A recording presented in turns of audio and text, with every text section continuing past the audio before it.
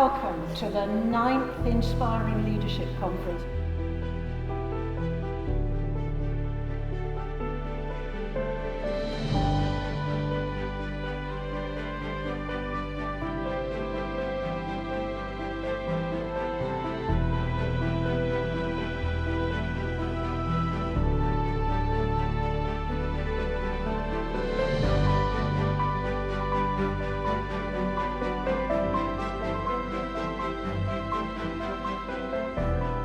Inspiring leadership is at the heart of our strategy for making sure we've got the greatest leaders possible, because our children deserve it, our teachers deserve it, and we're not going to have the best children if our leaders can't inspire our teachers.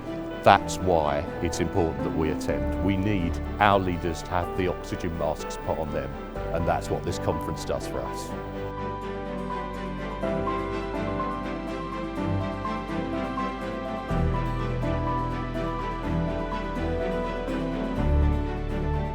For me, it's been about being able to stop and reflect to allow our trust to really move things forward. And I think the biggest takeaway from this morning for me is around about that resilience. And actually, resilience is now going to be, or very clearly, is obviously a collective thing, and it's about developing that community. So we're going to go back and do a lot of work around that, I think, for next year to hopefully move the trust in our schools forward.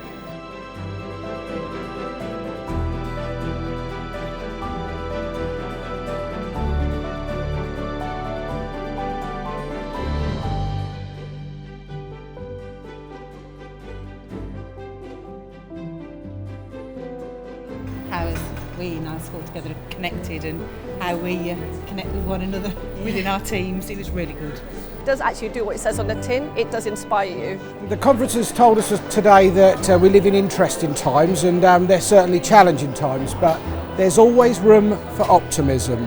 And what the conference does is it gives us an opportunity for a couple of days to reflect on that optimism.